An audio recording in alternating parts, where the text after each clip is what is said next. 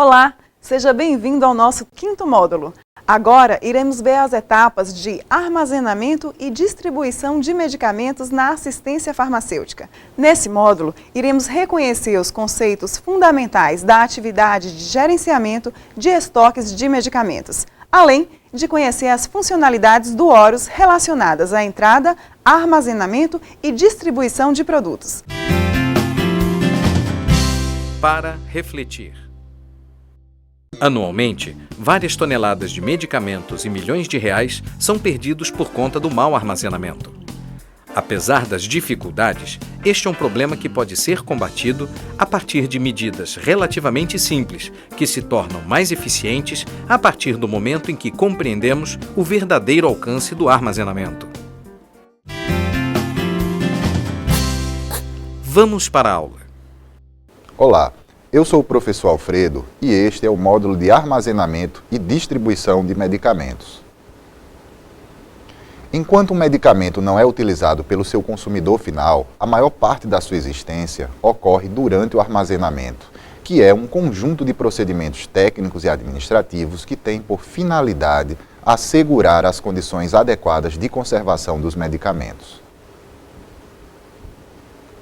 O armazenamento dos medicamentos começa logo após a etapa de produção.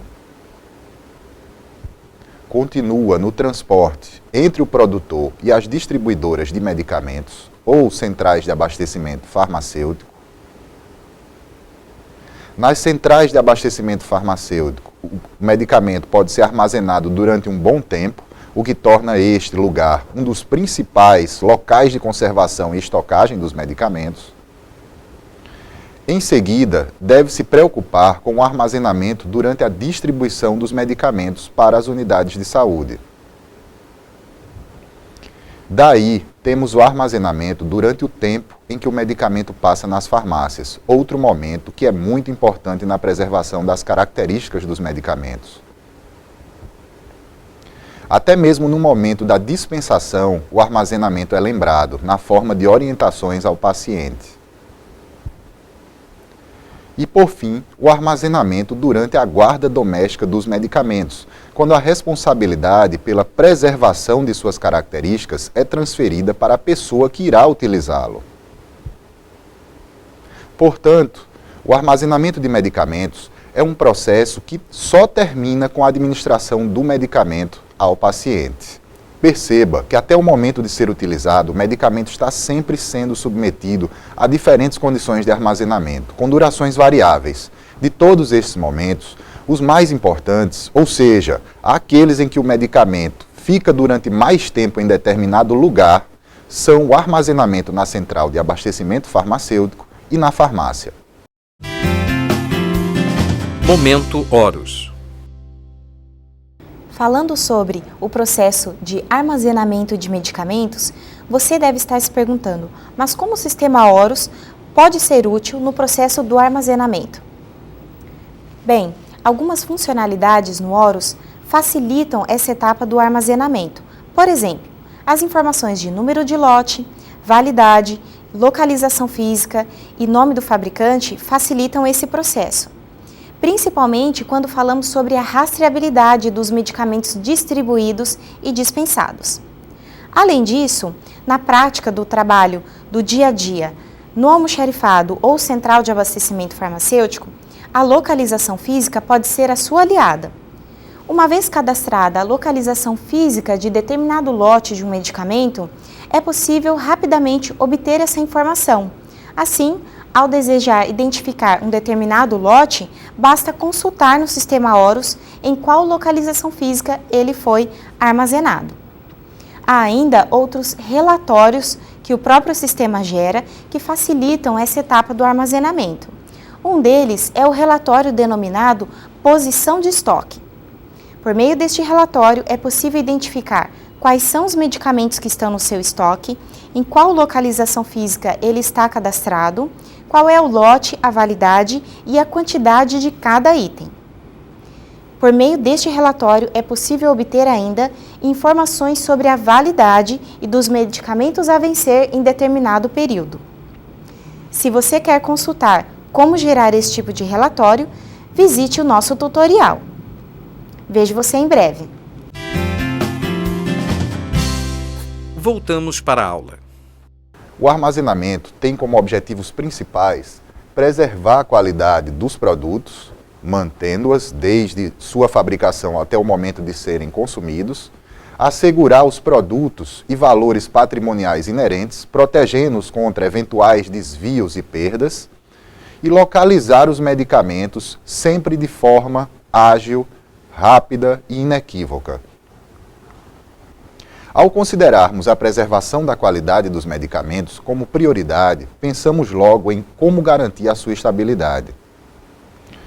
Porque, para que o fármaco exerça o máximo de ação benéfica desejada e o mínimo de efeitos adversos, é necessário que o medicamento mantenha preservadas as condições de estabilidade, que são características físicas, químicas, farmacológicas, durante todo o seu período de vida útil. Então, podemos entender que em um medicamento a estabilidade significa a capacidade de manter as propriedades físicas, químicas, terapêuticas e microbiológicas originais durante todo o tempo de estocagem e até mesmo uso pelo paciente. Este tempo no qual se assegura sua integridade representa o período de validade. Diversas são as formas de se pensar na estabilidade. Por exemplo, quando pensamos na estabilidade física, estamos pensando em preservar características como a aparência, a uniformidade de conteúdo do produto. No caso de comprimidos, também estamos pensando em preservar a dureza deles, a firmeza das cápsulas, a capacidade das suspensões de se redispersarem. Já na estabilidade química, o que se deseja é manter a potência original do produto, ou seja, preservar a substância ativa. Já na estabilidade microbiológica, vai se pensar em evitar o desenvolvimento de micro-organismos. Na estabilidade terapêutica, a intenção é se manter o efeito terapêutico original do produto, impedir que ele se altere durante o período de conservação. Já na estabilidade toxicológica, a intenção, o objetivo é impedir que a toxicidade do medicamento, do produto, ela aumente durante o seu período de conservação. Muitas vezes, a perda de um tipo de estabilidade antecede os outros tipos, inviabilizando de modo geral o medicamento. Por exemplo, a perda da estabilidade física muitas vezes prenuncia a perda de estabilidade química ou a perda de estabilidade microbiológica. E entre todos os tipos, justamente as alterações físicas são aquelas que mais facilmente são percebidas, por serem visíveis a olho nu. Os comprimidos, por exemplo, eles tendem a apresentar alterações em sua estabilidade física quando começam a apresentar uma quantidade excessiva de pó, aquele pó que fica sobre o comprimido, dentro do blister ainda. Quebras, lascas, rachaduras na superfície, manchas, descoloração que podem caracterizar a presença indevida de umidade, a adesão, a aderência entre comprimidos ou a formação de cristais sobre o produto. Já nas drágeas, que são comprimidos com revestimentos açucarados, a perda de estabilidade física se apresenta na forma de pequenas fissuras ou rachaduras maiores, manchas na superfície. Já as cápsulas, que são invólucros, que têm uma consistência rígida ou relativamente rígida, elas apresentam mudança ou na consistência ou na aparência. A mudança de consistência pode ser tanto um amolecimento quanto o endurecimento da cápsula. Já os pós e grânulos apresentam uma presença de aglomerados, mudança na cor ou endurecimento. Muitas vezes esses aglomerados são grumos bem grandes. Já os pós-efervescentes, eles podem apresentar, por absorção indevida de umidade, o crescimento da massa e da pressão gasosa. Já os cremes e pomadas podem manifestar alterações na sua estabilidade física por diminuição de volume, por perda de água. Costuma-se comentar de maneira informal que o creme, a pomada, está suando, né? Então isso caracteriza a perda de água, que por sua vez significa que está havendo já uma separação de fases. A mudança na consistência, ela se torna mais rígida, mais firme ou amolece.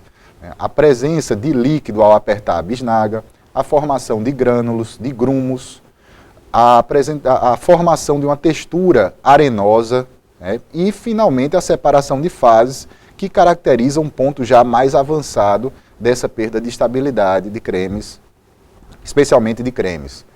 Já os supositórios, eles podem apresentar, se forem supositórios com uma grande característica oleosa, um grande caráter oleoso, podem apresentar essas manchas de óleo ou perder sua consistência e se tornarem moles durante a conservação. Todas essas características indicam má conservação e elas são fáceis de serem detectadas.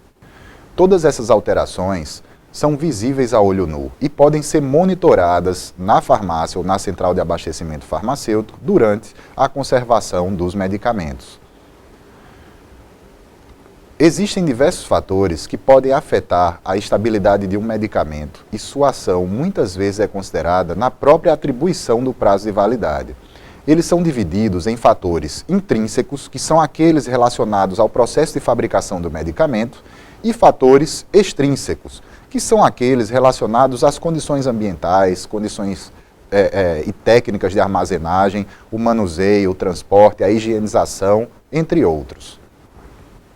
Os fatores intrínsecos são procedimentos e técnicas de produção, equipamentos, embalagens e matérias-primas, que não seriam adequados para a produção, o pH do meio, o tamanho das partículas, a alteração indevida nos aspectos físicos do medicamento, eventuais incompatibilidades entre os seus componentes. Já os fatores extrínsecos são condições ambientais, como, por exemplo, temperatura, umidade, condições e técnicas de armazenagem, manuseio, transporte e higienização. Ou seja, são todos fatores que independem da fabricação. Por sua vez, são fatores que podem ser não apenas controlados, como também observados na farmácia. Ou seja, esses fatores extrínsecos são aqueles que não dependem do processo de fabricação. Estão relacionados, claro, àquele momento em que o medicamento está sendo mantido na farmácia ou na central de abastecimento farmacêutico. Então, são fatores que podem ser controlados ou observados, monitorados pela equipe da farmácia. Uma condição extrínseca de grande importância e de controle possível é a temperatura do local de armazenamento dos medicamentos. A temperatura é a responsável pelo maior número de alterações e deterioração nos medicamentos. Elevadas temperaturas são contraindicadas para os medicamentos, porque podem acelerar as reações químicas, ocasionando a decomposição dos produtos e diminuindo seu efeito.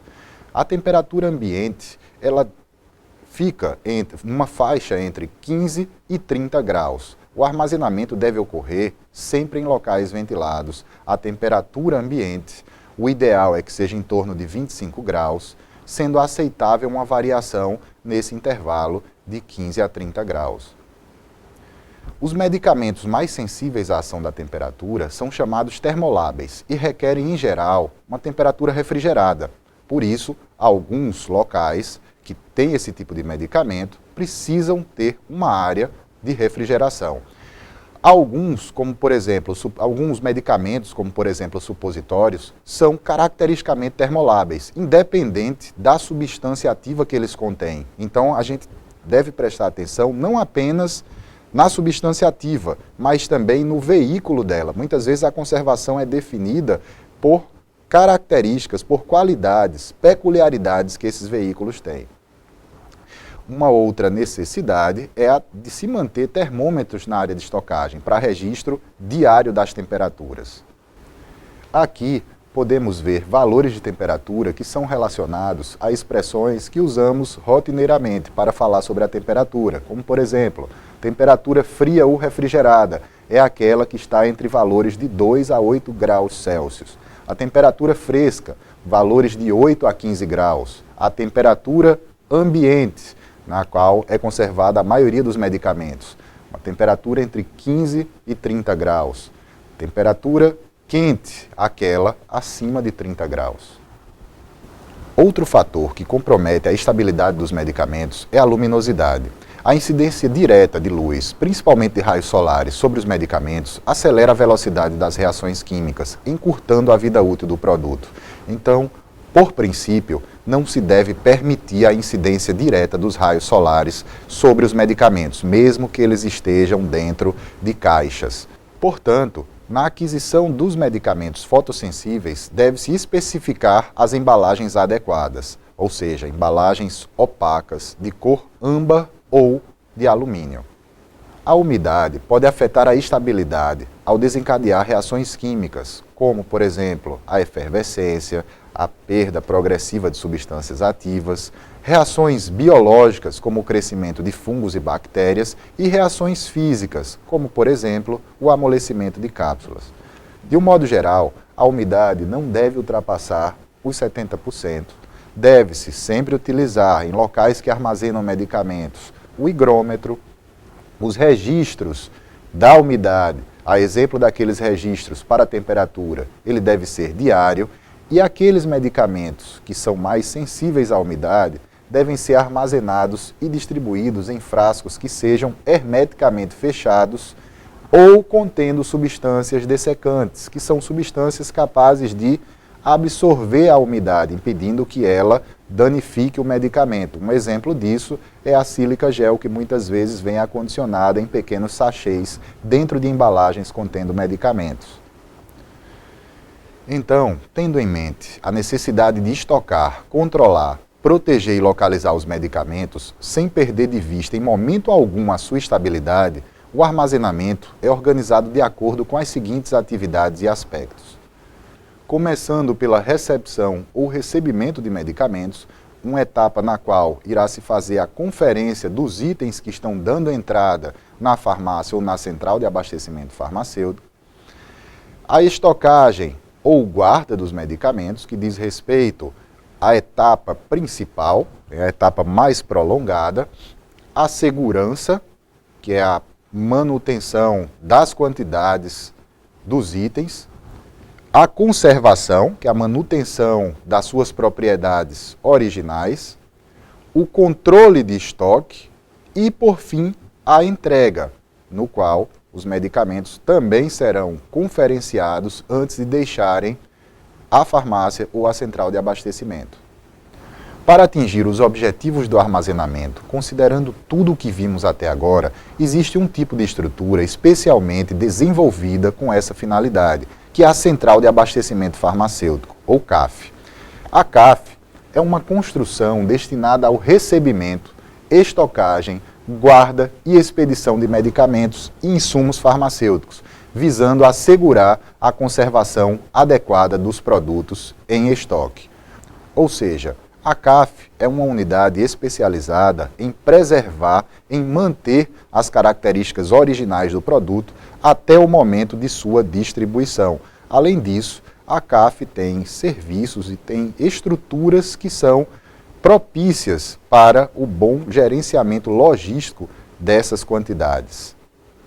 A finalidade da CAF é garantir o recebimento, a quarentena, estocagem geral e específica, a expedição e área para produtos impróprios para uso, como aqueles vencidos, danificados e adulterados, enquanto se providencia o seu destino final. Ou seja, a CAF ela também ela é voltada para atender a diferentes demandas de armazenamento e conservação de medicamentos. As principais atividades de uma central de abastecimento farmacêutico são os lançamentos de entrada, a guarda e conservação dos produtos em locais apropriados, de acordo com as normas técnicas, o recebimento de requisições das unidades assistenciais e da dispensação, incluindo aí separação, distribuição e registro de saída, as atividades relacionadas à gestão de estoques e o levantamento e levantamentos periódicos dos estoques e elaboração de relatórios gerenciais. A CAF deve conter uma área administrativa destinada às atividades operacionais para acompanhar as ações e o fluxo de pessoas e produtos. Além disso, uma CAF deve conter outras áreas, como, por exemplo, uma área de recepção reservada ao recebimento e à conferência de produtos, uma quarentena, na qual os produtos deverão ficar retidos até o momento de serem liberados para o armazenamento. Entre as áreas específicas de conservação estão a área para termolábeis, para psicofármacos, para produtos imunobiológicos, inflamáveis, material médico hospitalar, produtos químicos e outros existentes. Além disso, uma área para expedição, na qual serão consideradas a organização, a preparação, a conferência e liberação dos produtos, e uma área para produtos impróprios para uso, aqueles vencidos, danificados ou adulterados. As CAFs são bem diferentes entre si, mas de um modo geral, elas preservam algumas características em comum. Aqui podemos ver um exemplo simples de uma área de central de abastecimento farmacêutico. Temos aqui a preocupação com o fluxo tanto de pessoas quanto, eventualmente, de equipamentos. Então, observamos áreas, espaços para livre circulação de pessoas, além de um espaço para a própria circulação do ar entre as diferentes estruturas, como, por exemplo, estantes e os pallets ou estrados.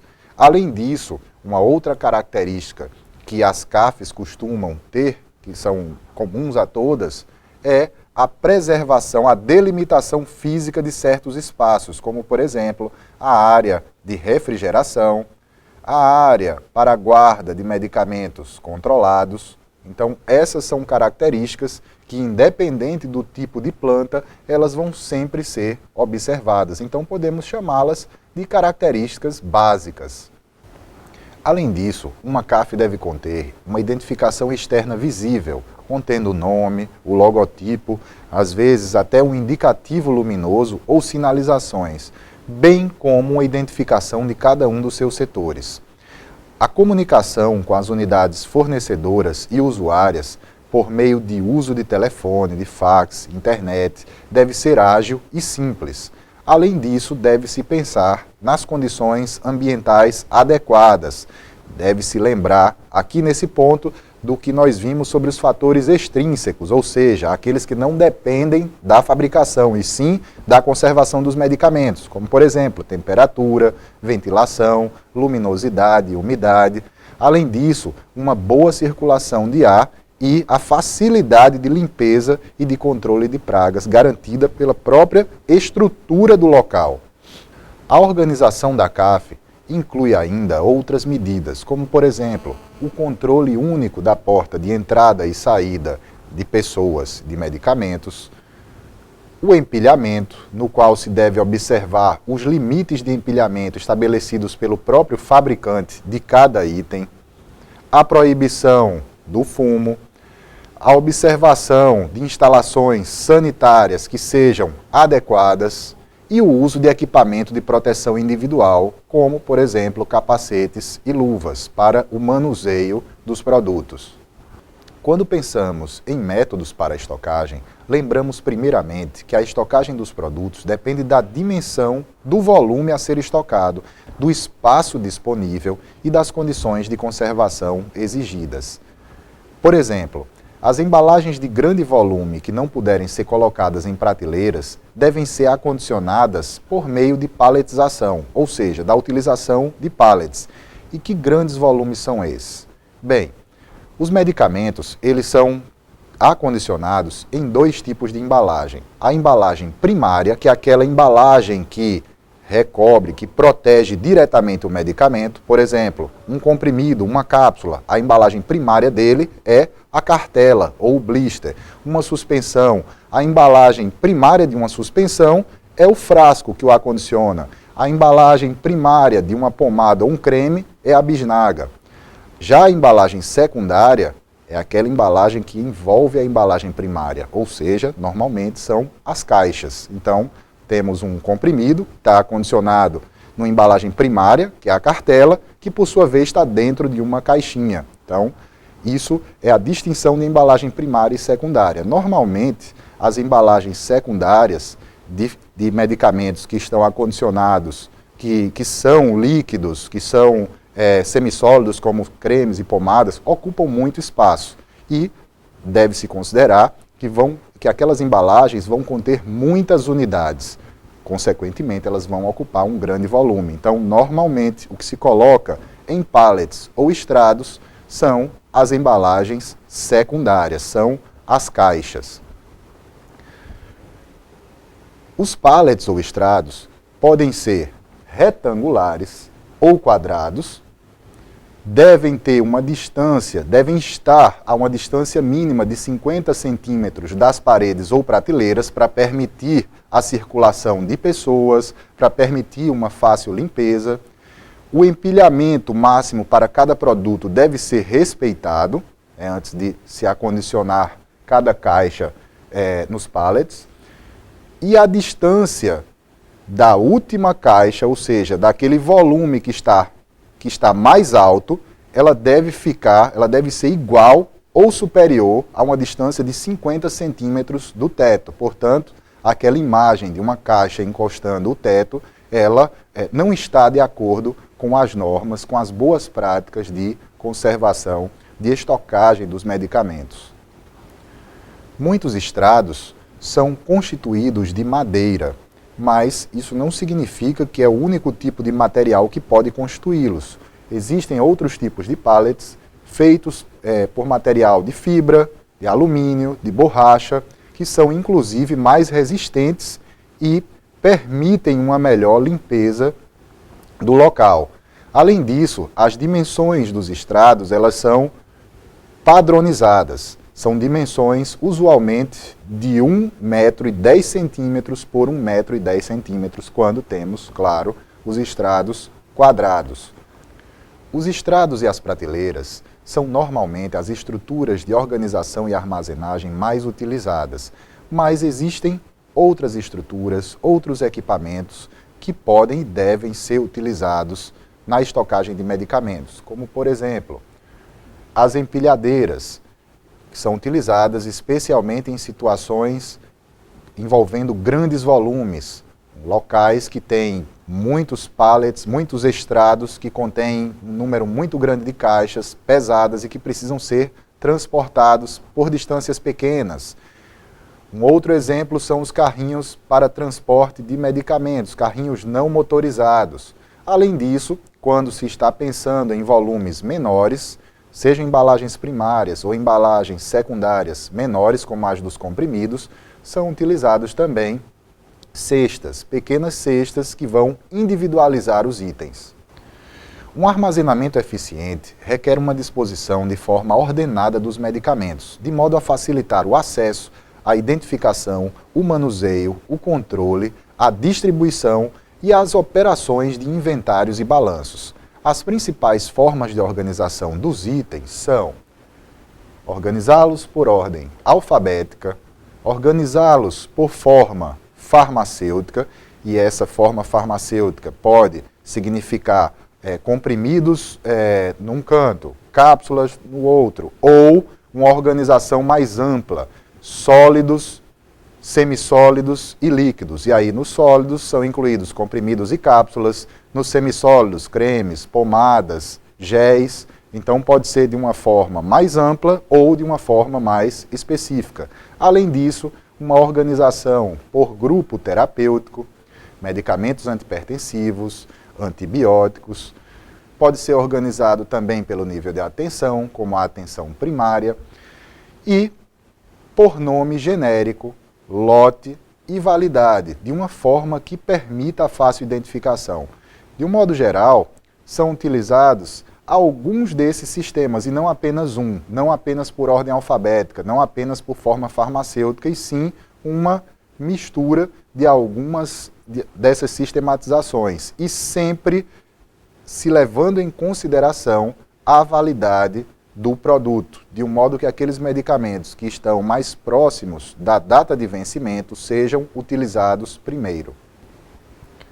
A adoção de normas e procedimentos administrativos em todas as etapas do processo, como a recepção, a estocagem, o controle de estoque, conservação, distribuição, acompanhada dos seus respectivos instrumentos de controle, como formulários e fichas, é imprescindível para orientar na execução das tarefas de controle dos medicamentos e devem ser obrigatoriamente escritas em manuais e fixadas no local de serviço. Assim, o controle do estoque é a atividade administrativa que tem por objetivo manter informações confiáveis sobre a movimentação física e financeira de estoques necessários ao atendimento da demanda, evitando-se a superposição de estoques ou o desabastecimento do sistema. Além disso, deve-se levar em consideração normas e procedimentos administrativos em todas as etapas do processo e o uso de instrumentos de controle que permitam identificar todas as movimentações de entrada e saída.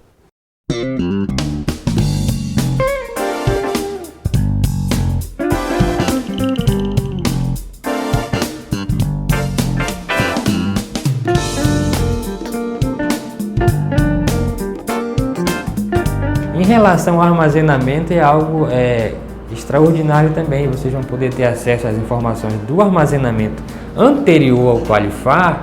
A gente vai ver assim, uma coisa absurda, tudo misturado. E hoje não, a gente tem uma individualização. Nós temos aqui na central de abastecimento uma sala onde fica armazenado só soluções aí injetáveis. Eu tenho uma sala que só tem soluções antissépticas. Eu tenho uma sala onde fica todo o material da saúde bucal. Eu tenho uma sala exclusiva para armazenar o medicamento que é utilizado na média e alta complexidade. Eu tenho uma sala onde ficam única e exclusivamente as suspensões e os comprimidos da atenção básica. Então, nosso armazenamento hoje ele existe. Anteriormente, a gente não pode chamar aquele negócio de armazenamento.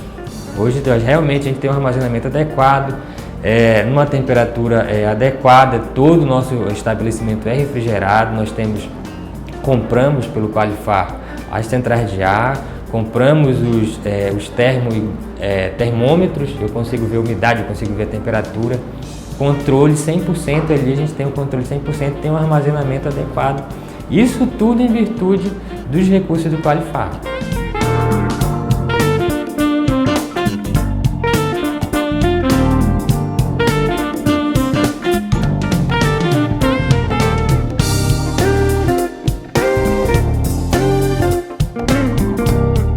A nossa parte de armazenamento, a gente trabalha, né, com uma licitação que ela é programada para o ano todo.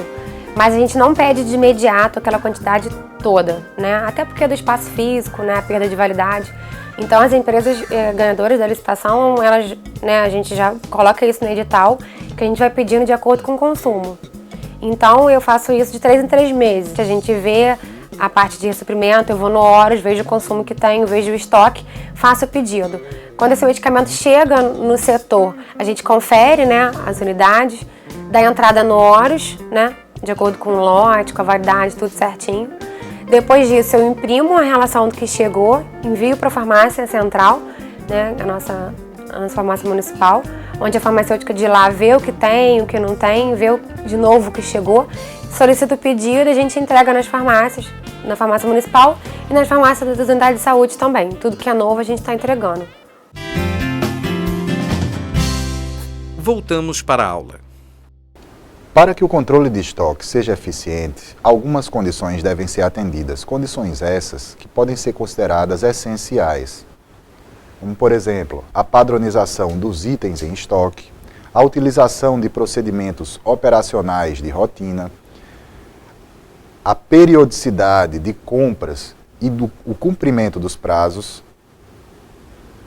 a objetividade e a precisão das informações e o controle e arquivo de toda a documentação.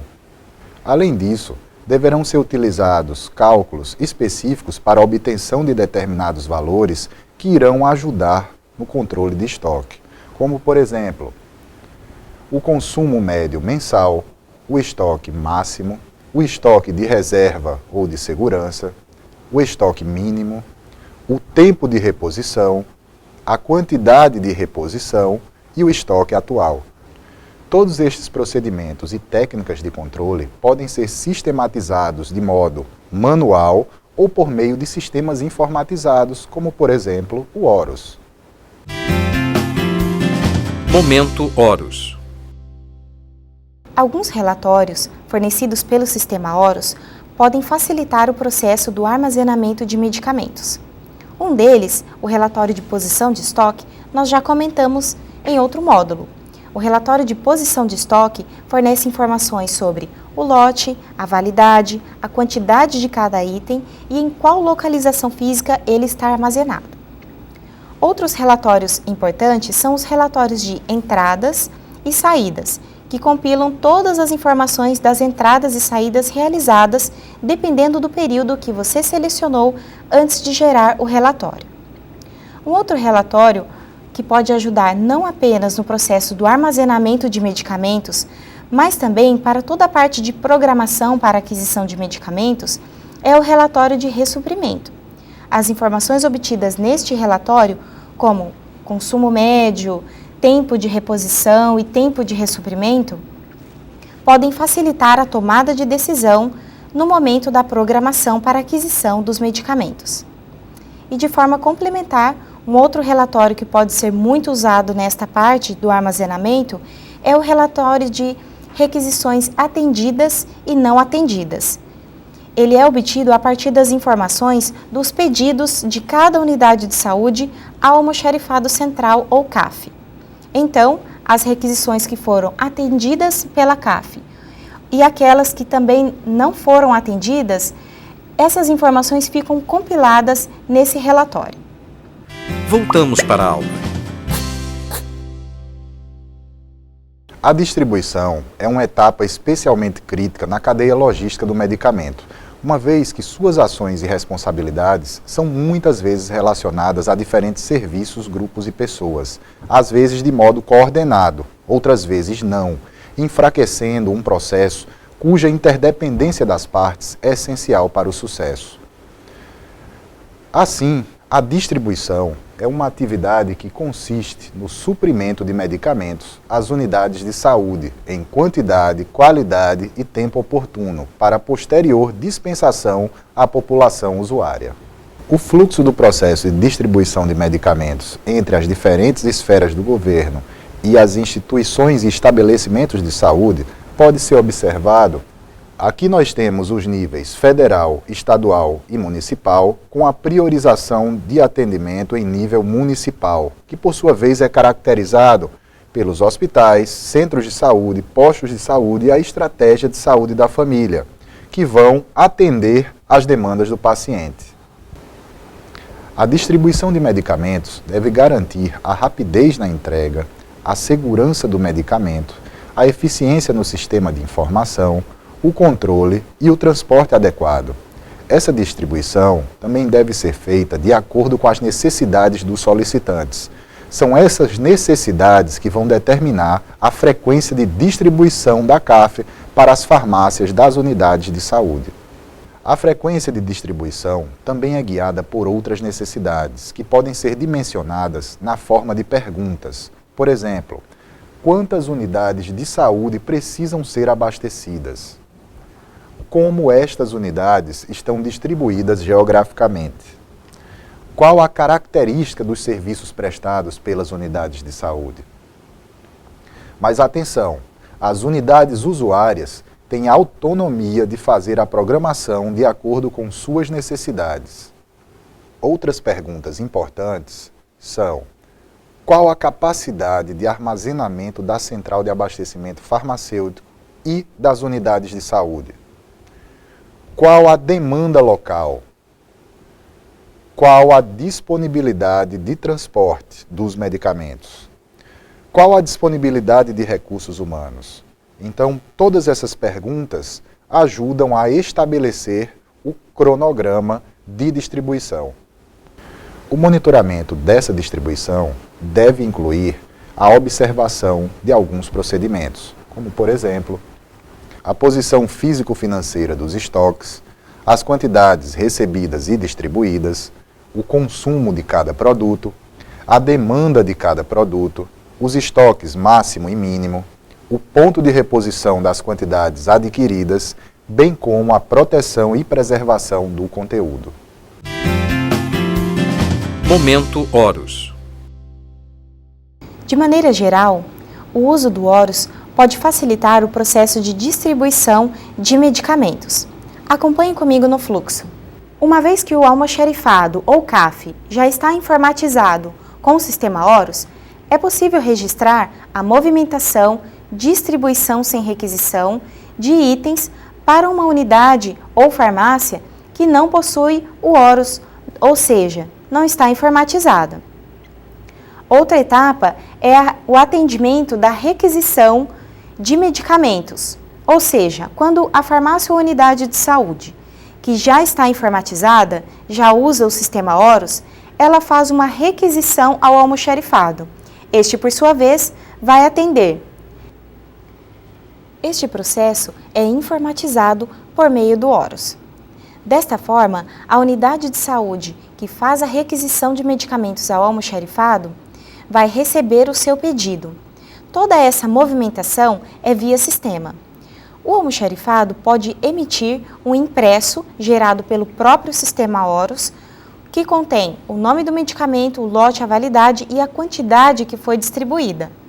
Desta forma, ao receber e fazer a conferência de cada item, a farmácia pode assinar uma via e esta via pode retornar para um controle interno do almoxarifado. Para o caso em que a distribuição ocorreu para uma unidade que não possui o Horus, o próprio almoxarifado pode, mesmo assim, fazer a impressão deste tipo de recibo da distribuição sem requisição. Assim, o almoxarifado ou CAF mantém o controle de cada item que foi distribuído. Voltamos para a aula. Os serviços de transporte de medicamentos são avaliados pela autoridade sanitária de acordo com a portaria número 802 de 1998. O padrão de avaliação inclui a observação das boas práticas de fabricação e controle de produtos farmacêuticos e farmacêuticos e as instruções do fabricante. A seleção do veículo para transporte dos medicamentos deve considerar o isolamento térmico, por exemplo, para vacinas, soros e insulinas, a proteção física do conteúdo e a proteção contra a luminosidade.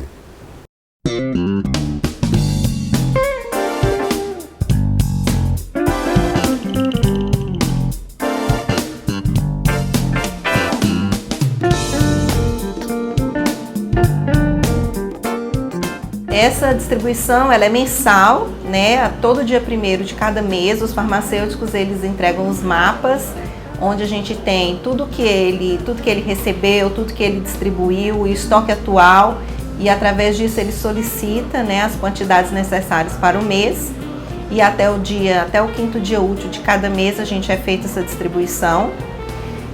Caso seja necessário também, a gente faz uma distribuição extra por alguma eventualidade que aconteça nessa unidade. E cada dia 15 de cada mês é feita essa distribuição.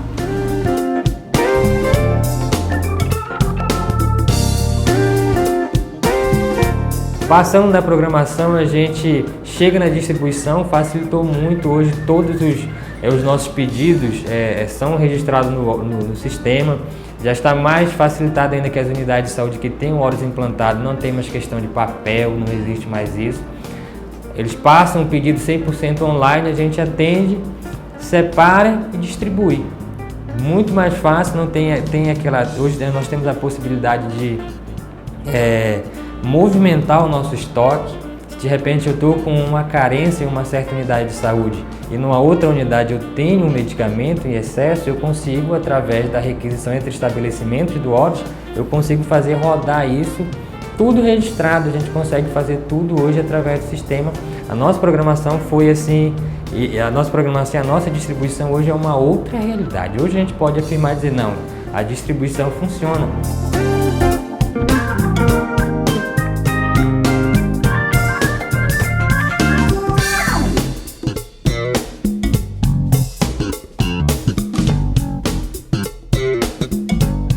A distribuição fica com o almoxarifado, né? O almoxarifado não faz nada relacionado a compras nem a programação. A gente faz isso com base no sistema que eles usam lá no almoxarifado para a gente prever as quantidades que a gente vai usar no ano, né? E aí o almoxarifado fica com a parte de distribuição para as unidades de saúde e a dispensação nas unidades, né? A distribuição é mensal, todas as unidades recebem mensalmente os pedidos através de um cronograma pré-estabelecido, né? Então elas têm que enviar 5 dias antes a planilha de pedido mensal para almoxarifado, 5 dias úteis antes, para eles terem tempo de separar e de fazer a distribuição de acordo com cada região e através desse cronograma, né? As unidades têm uma cota mensal, a gente instituiu esse sistema de cotas, antes não era assim, eles pediam de acordo com as saídas, né? A gente instituiu uma cota para a gente poder otimizar mais os estoques, para que não manter grandes estoques dentro das farmácias. Então eles têm uma cota definida para cada medicamento e para cada material também, médico hospitalar. Aí de acordo, eles preenchem as saídas, né, que eles tiveram, o estoque que ficou na unidade, e aí a planilha automaticamente calcula aquilo que vai ser recebido no mês. Voltamos para a aula. Além da Portaria 802, que regulamenta o sistema de controle e fiscalização, a RDC 320 de 2002 regulamenta as notas fiscais com o número de lote dos produtos. Os requisitos sanitários ainda incluem a implantação dos procedimentos operacionais padrão, que vão definir, vão sistematizar e padronizar todos os procedimentos de distribuição utilizados com os medicamentos. As etapas que devem ser padronizadas são a análise da solicitação dos medicamentos, o processamento do pedido, a preparação e liberação do pedido, a conferência, o registro de saída dos medicamentos e, por fim, o arquivo da documentação. A distribuição de medicamentos será tanto mais eficiente quanto mais se relacionar com outros padrões, como, por exemplo, associando-se a uma programação previamente estabelecida. Planejar a distribuição através de um cronograma de entrega, normas, procedimentos e instrumentos para acompanhamento e controle. A utilização de formulários com informações sobre especificação completa, a quantidade, lote, o prazo de validade e o preço de cada item. Além desses, outros padrões utilizados em outras etapas da assistência farmacêutica também podem ser utilizados, como, por exemplo, a separação dos medicamentos por uma ordem cronológica de prazo de validade, algo que já é utilizado no armazenamento. A realização de inspeção física do medicamento para identificar alterações no produto ou nas embalagens antes da distribuição, a reconferência do pedido antes da entrega, o registro da saída no sistema de controle após a entrega do pedido, a elaboração de relatórios mensais informando aos gestores as quantidades e recursos distribuídos, os percentuais de cobertura e o registro em formulário próprio dos pedidos não atendidos na totalidade. Aqui deve-se incluir o nome da unidade, a especificação do produto, a quantidade total a receber, a quantidade entregue e o total do crédito e a data. Bom, pessoal, chegamos ao fim do módulo. Espero que estas informações contribuam para a sua formação e para a sua prática. Até a próxima! Chegamos ao fim de mais um módulo, dessa vez aprendendo um pouco mais sobre as etapas de armazenamento e distribuição de medicamentos na assistência farmacêutica. Lembre-se de realizar as atividades de avaliação e a prática desse módulo e de participar das discussões no nosso fórum acadêmico.